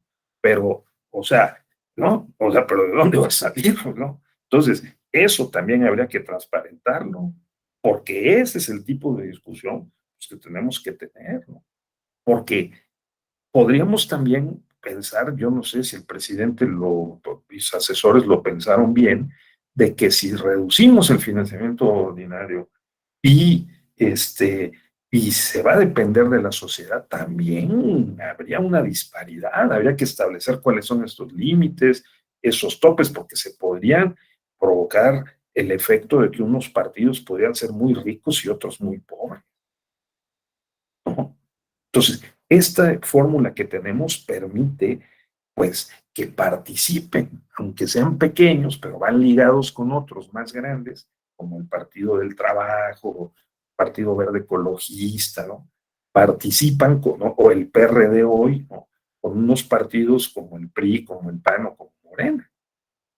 Entonces, hay que tomar en cuenta eso. Ahora, otra forma de ver este fenómeno, este objeto, de investigación, de estudio para nosotros, es sí, pero faltan las instituciones informales, no nada más las formales, faltan las prácticas. Esas prácticas políticas que se han convertido en hábitos que hacen que en el mercado electoral de los partidos haya mucho dinero, ¿sí? Y que es el financiamiento irregular, procedente de fuentes no autorizadas. Entonces, pues estudiamos economía financiera, político-electoral, ¿no? Porque esto nos permitirá entender cómo es que se hacen todas estas operaciones de ingeniería financiera, ¿verdad? Así es, Carlos. Partidos preponderantes y partidos satélites, ¿no? Entonces, este es el asunto que tenemos que mirar con cuidado para encontrarle pues, la mejor solución posible. Pero por lo pronto tenemos ese sistema. Una pregunta muy importante, ¿logramos los objetivos que nos planteamos al inicio de la transición? Que no nada más fuera el PRI, sino que hubiera otros partidos que también compitieran, que fueran vigorosos, que pudieran ganar, ¿sí? Lo logramos. ¿Hicimos una transición democrática con todas sus limitaciones, debilidades? Sí. ¿Cuántos partidos tenemos hoy? ¿Cuántos existieron y cuántos perdieron registro? Un buen número de partidos. Otros se mantuvieron constantes como PRI, PAN, PRD, y podemos decir ya que Partido del Trabajo, Partido Verde Ecologista, Movimiento Ciudadano, 3 y 3, 6 partidos fuertes, ¿no? PRD, que aunque ha perdido fuerza, pero sigue teniendo una cantidad importante de simpatizantes, de votantes, se le otorga un importante financiamiento público. Entonces tenemos 3 y 3, 6 y unas 7 partidos, más 2 o 3 que fluctúan, que ganan y que pierden registros, ¿no? Pero, digamos, tenemos un sistema de partidos robusto. Tenemos que ajustarlo para que, digamos, funcione mejor, sea quizá más austero en algunos rubros, apoyar otros rubros, quizá el financiamiento político para el liderazgo de las mujeres y de otros grupos desaventajados. Yo creo que en ese rubro también debería haber un rubro, por ejemplo, para el tema de los pueblos, comunidades indígenas, sus integrantes o las personas afromexicanas, o sea, ¿no? De tal suerte que pudiéramos dar un siguiente paso en la búsqueda de mejores condiciones para la búsqueda pues de los cargos de representación política y de tomar decisiones sobre el presupuesto, porque ser representante político es tomar decisiones. Y eso es muy importante en un país como México, que tiene pues los desniveles sociales que tenemos hoy y que hemos tenido por mucho tiempo. No sé si tengan algún comentario final, se los apreciaría mucho. Espero que haya sido de utilidad y que hayamos logrado el objetivo de mostrar cuáles son los términos de las prerrogativas de los partidos políticos, sobre todo en términos de financiamiento público, financiamiento privado, directo e indirecto, ¿no? O sea, claramente en dinero y en especie. Entonces, eso sería mi intervención esta mañana, compañeras, compañeros. ¿Algún comentario final? A ver, Salomón, adelante, por favor. Bueno, yo me encuentro en un dilema. Por un lado, a mí sí me gustaría que solamente que se eliminara este financiamiento público, porque bueno, creo que los partidos, por ejemplo, a nivel municipal, pues en algunos casos, por ejemplo, en mi región, pues no reciben ese financiamiento de sostenimiento, el financiamiento ordinario público. Y aún así, pues siguen existiendo, ¿no? Pero y podría, por ejemplo, la autoridad electoral absorber, como en el caso del acceso y radio de televisión, absorber a lo mejor esos gastos específicos, por ejemplo, no sé, en la cuestión editorial o en capacitación para las mujeres, para grupos vulnerables. Podría hacer uso de ese recurso y poder capitalizarlo de mejor manera, aprovecharlo. Por otro lado, también entiendo lo de la austeridad del presidente, porque pues yo también lo tuve, o sea, lo viví a nivel municipal. En este caso, en una ocasión trabajé para un presidente municipal y él desde un principio abogando que tenían que haber un ahorro en las finanzas del erario público, pues se redujo el sueldo y de alguna manera presionó para que los regidores, tanto de su mismo partido como de oposición, también lo redujeran. Entonces, ¿cuál es esa estrategia? Es de que yo me reduzco el sueldo para que ellos también y ellos no tengan un financiamiento, no tengan recursos públicos para poder combatirme, ¿no? Pero realmente pues sabemos que pues, tienen otros medios que no son oficiales, pues el diezmo y otras dádivas que ellos pues su sueldo lo podrían donar, ¿no? Entonces es lo mismo a nivel república, o sea, yo pongo el ejemplo, me reduzco el sueldo, pido que los partidos se les elimine el financiamiento público para que tampoco tengan recursos, porque yo de mi lado tengo pues el, el, este, la publicidad institucional, tengo todos los recursos para poder trasladarme, para poder hacer campaña durante mi periodo. Entonces también está es por eso que tengo este dilema. Por un lado, no me gustaría que se debilitara a la oposición. Y ya por último, usted también mencionaba en la presentación de lo del tope de gastos de campaña. Creo que al menos aquí en mi lugar de origen, como que sí funcionó. En un principio me parece que no, la sanción no era tan severa, pero ya después creo que sí era nulidad, me parece. Los candidatos y los partidos tuvieron ya más cuidado, porque anteriormente a esa disposición del tope de gastos, pues la pinta de barda, la publicidad en lonas, todo ese dinero que se desperdiciaba, incluso los grupos musicales hacían toda una gran fiesta en los cierres de campaña. Claro.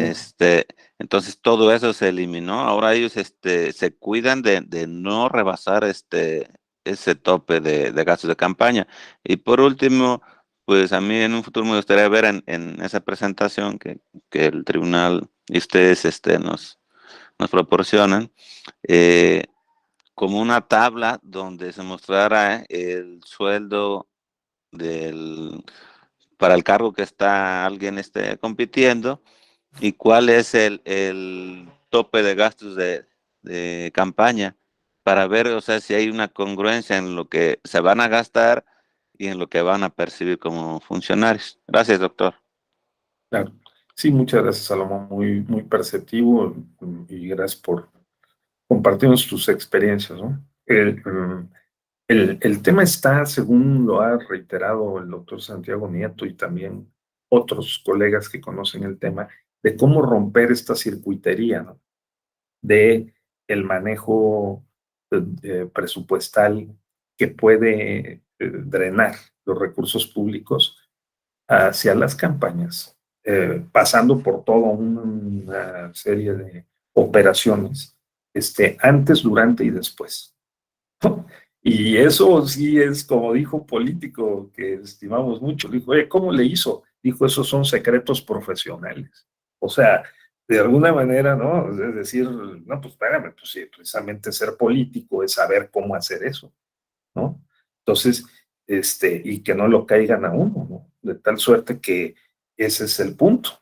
Entonces, el romper con esa visión y con esa concepción y práctica supone, como supuso en 1996, como supuso en 1990, 91, como supuso cada vez que había una gran reforma en 2007 o 2014, un acuerdo político entre las fuerzas políticas para decir, a ver, con toda sinceridad, ¿vamos a poder hacer esto o no lo vamos a poder hacer? Porque ahora es más complicado, porque en el mercado político electoral intervienen fuerzas no solo ilícitas, sino violentas y criminales. Entonces ahora es más difícil, ¿no? Ahora los testimonios son, oye, no, pues espérame un momento, si hay 1/3 de municipios del país, de los 2.500 en números cerrados, ¿no?, que tienen una fuerte penetración de redes criminales, pues está mucho más difícil. Ahora o tratamos con esos actores o no podemos gobernar. Y entonces eso también tiene que ver con el uso del dinero público, ¿no? Entonces es complicado, ¿no? Entonces, sí requiere un conocimiento, información y toma de decisiones muy cuidadosas, creo yo, en términos de políticas públicas, ¿no? Requiere, pues, si no información perfecta, sí mucha información, para ver cómo está realmente distribuido en el mercado político electoral estas fuentes de dinero irregular, ¿no? A ver si eso es posible saberlo, eso lo debe saber la UIF, ¿no? Entre otras. Y cómo es posible hacer algunos acuerdos que puedan regular este mercado ilícito. Es muy complicado. Pero la otra parte, que es la que estuvimos viendo hoy, porque pues, es la que conocemos, ¿no? De cuáles son estos criterios, principios, reglas y montos para generar, distribuir, y mañana verán ustedes fiscalizar el dinero público sobre todo, pues me parece que funciona razonablemente bien, ¿no? Entonces, muy bien. Adelante, Carlos, ya para cerrar nuestra sesión, por favor. Muchas gracias, doctor. Como siempre, muy interesante tu exposición, fundada y motivada. Y eso, Sí. y eso nos lleva a plantearles rápidamente estos ejercicios. 1. ¿Por qué no acciones afirmativas en el financiamiento público? ¿A qué me refiero? Igualar a los desiguales. Eso hay que considerarlo. 2. ¿Por qué no tomar como referencia para la fórmula no el número total del padrón electoral, sino tomar como referencia el porcentaje de la votación precedente, inmediata precedente, de los que efectivamente fueron a votar, para que sea un estímulo y un incentivo para partidos y candidatos de que si no logran concitar la participación del electorado en un proceso electoral, pues el financiamiento público disminuiría o a la inversa. Entonces, en la fórmula, cambiarle los referentes sería muy importante y eso significaría ahorros. Y un tercer elemento que quiero compartir con todos ustedes para la reflexión de mañana, que vamos a ver también cuestiones de fiscalización. Si ustedes revisan los estatutos de la mayoría de los partidos, hablan de aportaciones de los militantes. Cito uno, el que está en el gobierno en este momento, dice en ese tema que los militantes afiliados deberán contribuir con $1 cada 30 días. Muy bueno. Interesante, Sí, claro. son 12 pesos al año. Y que esto es requisito acreditar que uno está al corriente de sus aportaciones para poder participar en los procesos internos de ese partido político. ¿Pero qué creen que pasa? El secretario de Finanzas de esa organización política emite un acuerdo en el que dice que quienes participen en los procesos de sus convocatorias quedan exentos de acreditar eso. Entonces, doctor, y no solo pasa en ese, sino en los otros. Entonces, se ponen los estatutos que son revisados por el INE para poder dar el registro también a esos partidos políticos, y en la práctica las burocracias partidistas se lo brincan, doctor, compañeras y compañeros. Yo sí creo que debe haber un mayor financiamiento privado a través de la militancia efectiva y topado para que no haya, como bien señalas, aportantes ricos y aportantes menos ricos, sino en un estándar, pero también evitar que las burocracias entren en estas simulaciones, doctor, y terminamos con que el financiamiento público, como es de todos, pues casi nadie exige como deberíamos exigir. Es cuanto, muchas gracias. Correcto, sí, en parte es un tema también pues de cómo acostumbramos, ¿no?, a hacer la política y financiarla. En otros países ocurre de otra manera. En Estados Unidos hay una gran libertad de aportación prácticamente ilimitada y pues vean cómo eso conduce a que de repente pueda ganar Donald Trump, ¿no?, con muchos donantes y con su propio dinero. Pues si es mío, ¿por qué no lo voy a aportar, invertir en la campaña, en la política? Y bueno, son diferentes modelos de financiamiento y también de fiscalización. Nosotros tenemos un modelo híbrido con prevalencia de lo público sobre, digamos, las fuentes de recursos privados, y hacemos un gran esfuerzo para la fiscalización, el monitoreo y las sanciones, ¿no? Entonces, bien, Carlos, creo que las propuestas que hiciste son muy, muy razonables, ¿no? Cambiar la fórmula, también premiar a los partidos que tengan más votos para incentivar la participación y su trabajo en favor de una mejor, digamos, gestión, ¿no?, de los derechos políticos de los ciudadanos. Muy bien. Y, pues muchas gracias. Seguiríamos conversando, pero pues tenemos todos agendas que cumplir, así que pues les reconozco mucha participación, apunté algunos de los libros allí, el de Dinero bajo la mesa, de Luis Carlos Ugalde y María Amparo Casas, es muy recomendable, pues trae cifras, es el resultado de entrevistas que hizo el doctor Ugalde con diversos políticos que le confesaron cómo es más o menos los montos y cómo opera este mercado, digamos, irregular, ¿no? Que está vinculado con el mercado formal o lícito político electoral. Bien, pues que tengan ustedes muy buen día, pásenla bien y nos vemos en otra próxima ocasión. Gracias. Mañana, Gracias. muchas